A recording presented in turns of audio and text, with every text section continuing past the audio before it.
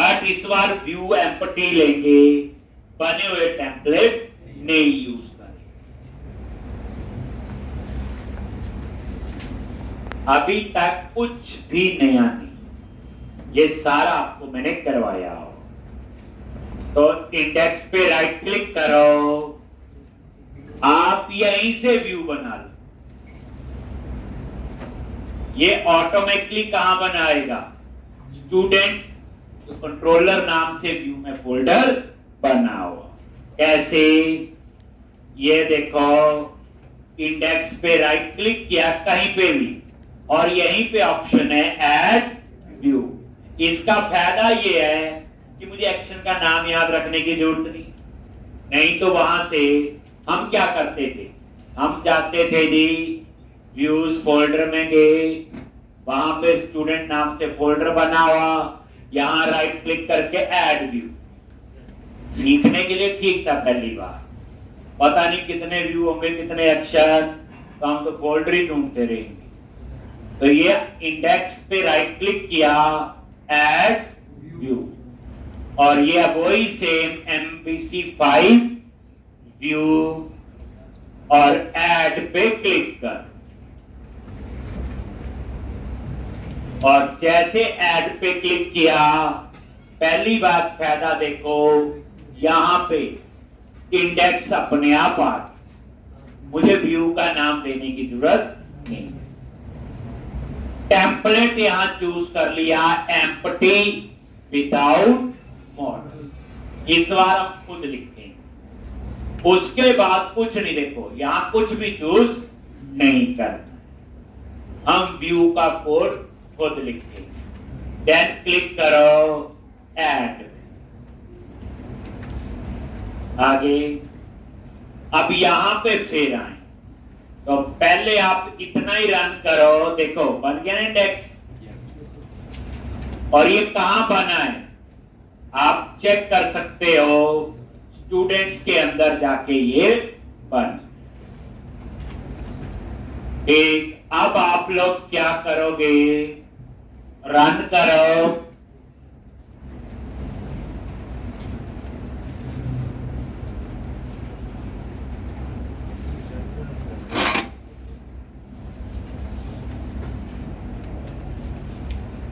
तो यहां पे होम, अबाउट, कॉन्टेंट, हम चाहते हैं यहां पे स्टूडेंट लिस्ट नाम से एक और मेन्यू बन जाए, नहीं तो मुझे यूआरएल में लिखना पड़ेगा, स्लैश कंट्रोलर का नेम स्टूडेंट, देखो आ गया। ठीक, तो अब मुझे इसके लिए क्या करोगे, पढ़ाया हो आपको, व्यूज के अंदर शेयर और शेयर के अंदर ले आओ। कोशिश होती जो चीज यूज हुई करो बार बार, तभी प्रैक्टिस होगी। व्यूज के अंदर शेयर और शेयर के अंदर ले आओ, और ये तीन ऑप्शन यहां पे नजर आ रही, home, about, content.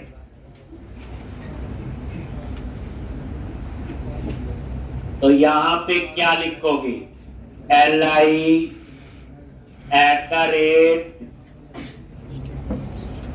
@HTML action link, क्या आएगा, स्टूडेंट लिस्ट, ये टैग्स आ गया, एक्शन का नेम इंडेक्स और कंट्रोलर का नेम स्टूडेंट।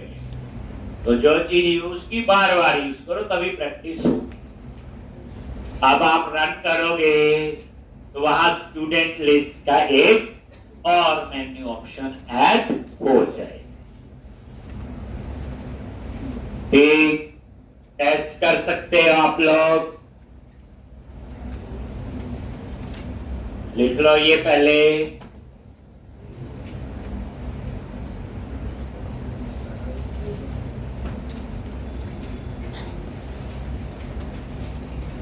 और यहां पे स्टूडेंट लिस्ट,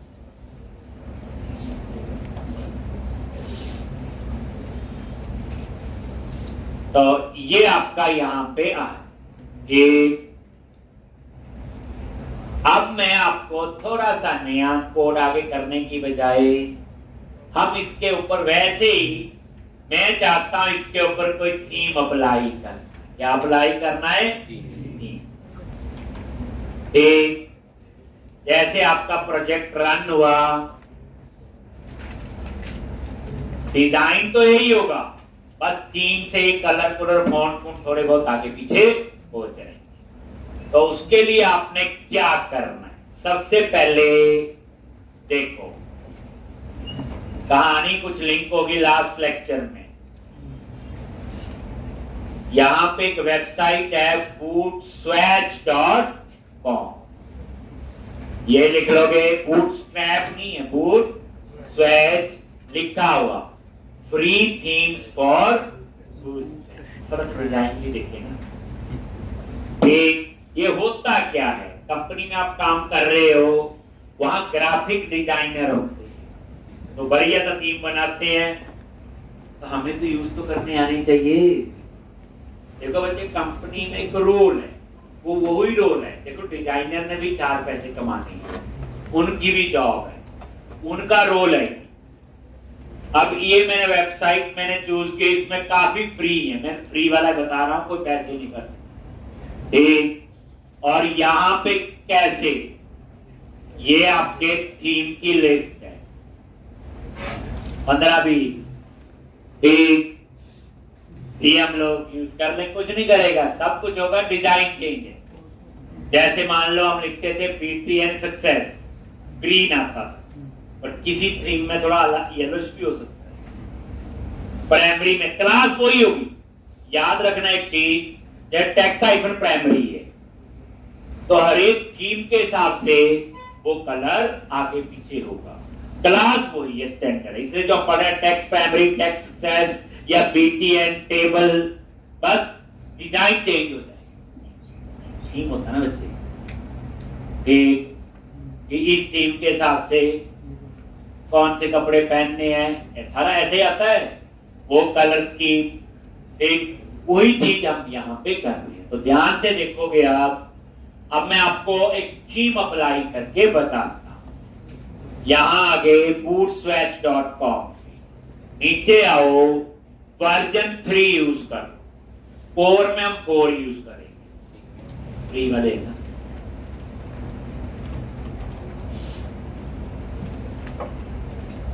तो नया पढ़ने वर्जन 3 चूज कर लिया, मतलब इसके साथ वर्जन 3 चलता है। अब ये उनका है, बूटस्वैच वाले, उनसे पूछ। अब यहां पे थी, मेरे को मैंने बोला जी चलो फ्लैटली ले लेते हैं। ठीक। फ्लैटली पे क्लिक किया, आगे। अब उसके बाद यहां पे ये फ्लैटली लिखा आ रहा है, और ये इसकी bootstrap.css फाइल है। कौन सी फाइल है? बूटस्ट्रैप। इस पे क्लिक किया और ये पूरी बूटस्ट्रैप आ गई। आपने Ctrl+A Ctrl+C आता ना, एक कॉपी किया, ये डायरेक्ट वे, और अब अपने प्रोजेक्ट में आ जाए आगे यहां पे। और हमारे यहां बूटस्ट्रैप की फाइल कहां है? कंटेंट फोल्डर में गए, एक bootstrap.css, ये वाली बूटस्ट्रैप आप यहां से डिलीट कर, और इसकी जगह जो कॉपी की वो अब ये बूटस्ट्रैप आपके प्रोजेक्ट में यूज हुई। कैसे पता? ऐप स्टार्ट पे गए, बंडल, ये इसका एक बंडल बना हुआ content/css, और ये है बूटस्ट्रैप फाइल जिसमें मैंने चेंजेस की। और ये बंडल कहां पे ऐड है? जो मेन लेआउट है, दैट इज कहां पे? व्यूज, शेयर्ड और लेआउट, और ये सबसे ऊपर वही बंडल है। आप रन करके देखो, बस हो गया अप्लाई। रन करो, क्या डिजाइन में कुछ चेंज है कि नहीं, देखो बोलो, आ गया ना। ऐसे ही कोई और चाहिए, आपको ये नहीं अच्छा लगा,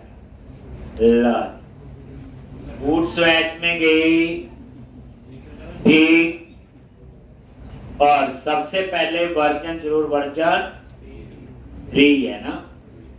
कौन सा थीम लेना है, जर्नल, मैंने ये ले, ठीक, और यहां पे गए और बूटस्ट्रैप डॉट CSS कॉपी किया और प्रोजेक्ट में गए और कंटेंट के अंदर जो बूटस्ट्रैप फाइल है, अभी इसमें फ्लैटली था, चेंज हो, सेव किया और साथ ही यहां नजर मार, चेंज। आसान है, असली कहानी तो बच्चे आनी है। ये तो सिर्फ आंखों का धोखा है जो आप इतने खुश हो रहे, यही तो चीज समझ आई अभी तक। एक तो लेआउट तो असली सिखानी है, ये तो शुरू हुआ है काम, कर सकते हैं चेंज, इसको रहने देते हैं। अच्छा ठीक, चलो अब हम लोग आगे। तो एक छोटी सी चीज नहीं पता चल गई कि आपको एक थीम मिल गया, और थीम कहां से उठा रहे, बूटस्ट्रैप में 25-30 है, लगाते रहना आप लोग, एक, बट असली काम जरूर कर लेना, एक। अब आगे चलो इंडेक्स पे, अब स्टूडेंट डॉट कंट्रोलर आगे। अब हमने इंडेक्स नाम का क्या बना चुके हैं, व्यू। तो अब मुझे यहां चाहिए स्टूडेंट की लिस्ट, तो वेर डाटा टाइप पढ़ी थी, डाउन,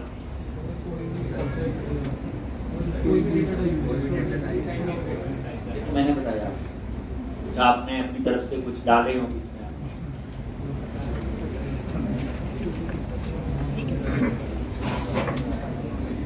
पहली बात, वह डाटा टाइप है, उसमें किसी भी टाइप का डाटा स्टोर कर सकते हो, जैसे मैंने लिखवाया।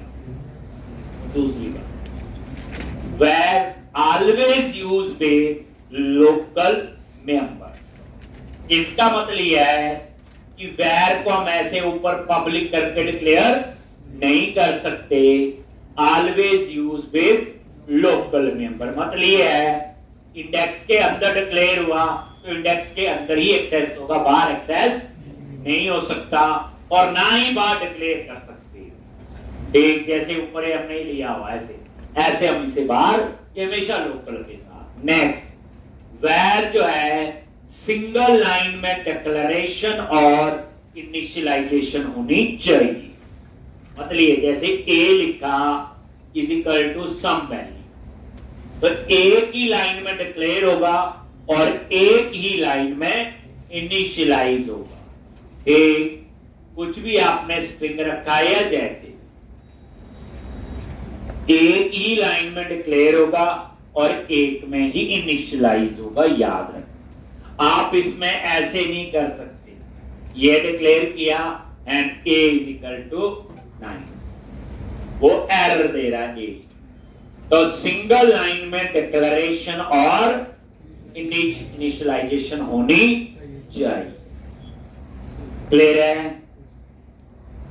ये क्या करता है, जैसा डेटा डालोगे ये वैसी टाइप बना लेता है, जैसे ए होगा इंटीजर और बी होगा स्ट्रिंग, जैसा डेटा डालोगे वैसी टाइप, एरे होगा तो एरे बन जाएगा।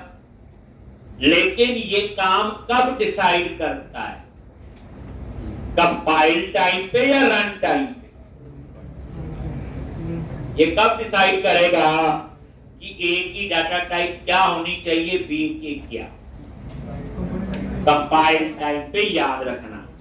रन टाइम में तो स्लो है, जैसे आपने सुना होगा अर्ली बाइंडिंग और लेट बाइंडिंग। अर्ली बाइंडिंग में क्या होता, सारी मेमोरी एलोकेशन पहले से डाटा डालते हैं। लेट बाइंडिंग में क्या होता, रन टाइम पे मेमोरी एलोकेशन होगी, रन टाइम पे ही डेटा डले, तो उससे परफॉर्मेंस स्लो होती है। तो याद रखना ये कंपाइल टाइम पे डिसाइड करता है कि कैसी डाटा टाइप इसकी होनी चाहिए। इसलिए हमें सिंगल लाइन में ही डिक्लेरेशन और इनिशियलाइजेशन करनी पड़ती है। ठीक, तभी ये कंपाइल टाइम पे डिसाइड करता है कि कैसी टाइप होनी चाहिए। ठीक है जी।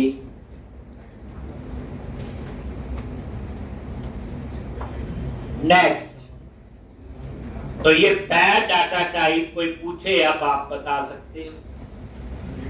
सिंगल लाइन में डिक्लेरेशन इनिशियलाइजेशन लोकल मेंबर के साथ यूज होता है और कंपाइल टाइम पे ये डिसाइड करता है एक कि क्या डाटा टाइप उसकी होगी, क्या उसकी मेमोरी एलोकेशन होगी। ये जितनी बार मैं पढ़ाऊंगा और इम्प्रूव होगा। ये एक लाइन याद रखनी कि इसमें किसी भी टाइप का डाटा स्टोर कर सकते हैं। वो तो है ही है। जैसे वेर स्टूडेंट,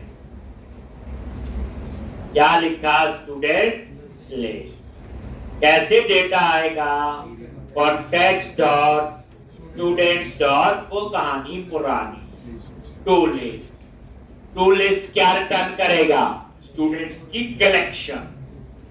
मैं नहीं बोल रहा, इस पे माउस लेके जाओ, लिखा हुआ लिस्ट डेज टू लिस्ट, ये देखो आई नंबरेबल लिस्ट और टू लिस्ट, तीनों चीजों में से कोई भी हो सकता। एक तो ये क्या रिटर्न करता है, कलेक्शन। कलेक्शन क्या होती, एरे ऑफ ऑब्जेक्ट। किस क्लास का ऑब्जेक्ट का एरे, स्टूडेंट। इसका एरे, कोई चीज ना पता चले उस पे माउस रख दो, नीचे आ रहा अपने आप। कोई चीज मैं नहीं बनाता अपनी मर्जी से, ना आप बना सकते, जो है वो ही है। बस पढ़ने का तरीका आपको पता होना चाहिए, हर एक चीज का सॉल्यूशन हमारे पास होता है। अब उसके बाद हम रिटर्न कर देंगे क्या, स्टूडेंट लिस्ट कर दिया जी। और इसके बाद ये चला जाएगा उस व्यू। लेकिन आप ये देखो व्यू की रिटर्न टाइप क्या है, रिटर्न टाइप क्या व्यू की, व्यू रिजल्ट। रिटर्न टाइप क्या है, ये देखो व्यू पे F12 प्रेस करो, क्या रिटर्न टाइप है इसकी, व्यू रिजल्ट। क्या रिटर्न टाइप है, व्यू रिजल्ट। ये देखो, तो जितना नॉलेज हमें है, C++ पढ़ी हुई है, तो व्यू की रिटर्न टाइप तो व्यू रिजल्ट है, और इंडेक्स की रिटर्न टाइप क्या है, एक्शन रिजल्ट है। ऐसा तो कभी हो ही नहीं सकता, रिटर्न टाइप सेम होनी चाहिए ना। अगर इंटीजर है तो ये भी इंटीजर होना चाहिए, स्ट्रिंग है, पढ़ा हुआ ना ये। जैसे एक फंक्शन बनाते हो C++ में, रिटर्न टाइप सेम। अगर फंक्शन रिटर्न कर रहा है स्ट्रिंग, आप उसमें इंटीजर थोड़ी रिटर्न कर दोगे। जैसे ये रिटर्न कर रहा है व्यू रिजल्ट, ये लिखा हो, मैंने लिखा है, और ये रिटर्न कर रहा है एक्शन रिजल्ट, इसका मतलब गलत है।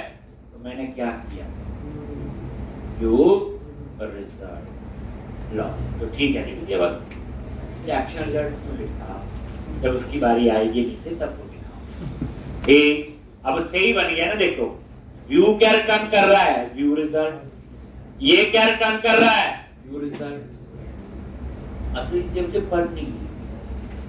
जैसे हम लोग कहीं ना नए शहर में पहली बार जाते हैं, तो गाड़ी में जा रहे होते, तो थोड़ी थोड़ी नजर मार लेते कि क्या क्या है।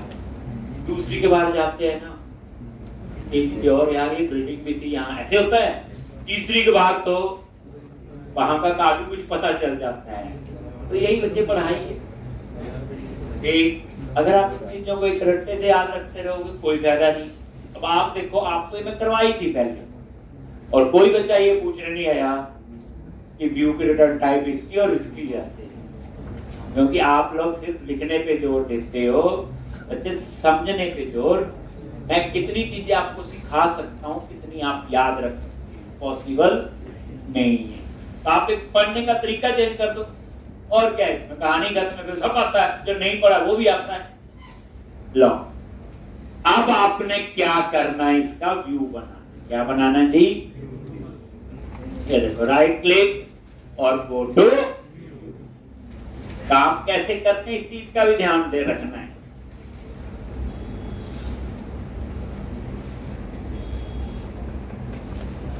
अब हम इसका डिजाइन बनाएंगे। स्टूडेंट लिस्ट, एक लॉजिक। अब ये व्यू है, कुछ नहीं समझ आया डिलीट। अब आज से ये काम भी हमें लिखना पड़ेगा। तो सबसे पहला काम क्या है? मॉडल ऐड करो एम स्मॉल में, कलेक्शन आ रही तो आई इनम्बरेबल। अब ये आई इनम्बरेबल जबरदस्ती नहीं याद रखना, यहाँ जाओगे, ये टू लिस्ट है, डाटा तो ये आ रहा ना स्टूडेंट लिस्ट, ये टू लिस्ट पे गए, यहाँ लिखा आ रहा है आई इनम्बरेबल। आप यहाँ लिस्ट भी लिख सकते हो, जैसा रिटर्न हो रहा है वैसे आएगा। ये देखो आई इनम्बरेबल मॉडल डॉट स्टूडेंट लिखा है, इसमें आई नंबरेबल स्टूडेंट मॉडल की कलेक्शन को सपोर्ट करता है। लिस्ट भी है तो मैं आई नंबरेबल जगह लिस्ट भी लिख सकता हूं। एक आप लोग ना देख लो, तो ये बनी को ढंग से समझ लेना। एक हमें काफी कुछ चीजें हमारी अपने आप इंप्रूव हो जाती है, याद रखना। ये लो, अब यहाँ पे name space dot model dot, वो तो नेम स्पेस इतना बड़ा आ रहा है इसलिए ये कहानी है ऐसी। ये देखो स्टूडेंट पे F12 प्रेस करो, ये है ना, एक तरह नेम स्पेस इतना बड़ा है। आप इसको छोटा भी कर सकते हो, ए फिर वहां ए डॉट मॉडल डॉट, लेकिन ऐसा करना नेम स्पेस से ज्यादा पंगा नहीं लेना, क्योंकि जब बच्चे प्रोजेक्ट बनाते हैं उसका नेम स्पेस ऐसे बनाता, प्रोजेक्ट का नेम डॉट मॉडल, तो पूरे प्रोजेक्ट में आप कई जगह चेंज कर दिया, कई जगह नहीं चेंज किया, फिर क्यों इतना पंगा लेना। या तो इतनी हिम्मत रखो कि हम उस समय ध्यान रखेंगे, वो इतने बड़े प्रोजेक्ट में कौन ध्यान रखता है, प्रोजेक्ट का नाम ही बढ़िया सा डेकोरेट कर दो तो क्या। ठीक है जी, आई नंबरेबल और किसकी? स्टूडेंट। तो यहाँ पे क्या आएगा? स्टूडेंट क्लास का ऑब्जेक्ट का आ गया जी। एक अब यहाँ पे अब बात पड़ चुकी है, H2 क्या लिखोगे? Student list. फिर एक और हाथ पड़ चुकी है, क्लास कौन सी? Text hyphen primary, text hyphen secondary. देख लो अभी आपको पता चल जाएगा, कलर चेंज हो वहां टैक्स हाइपर प्राइमरी का थोड़ा सा ग्रीन कुछ और सॉरी ब्लू सा है, याद करो। तो मैंने क्या समझाया, वो थीम के हिसाब से चेंज हो। एक बिल्डिंग का जैसे थीम होता है उसके हिसाब से वो चीजें चेंज हो। एक ऐसे ही जो और थीम अप्लाई करोगे, ग्रीन वाले का ग्रीन आना था, इससे मैंने फ्लैटली किया था ना, देखना। ठीक, तो ये आ गया स्टूडेंट लिस्ट, मैंने कुछ नहीं किया। एक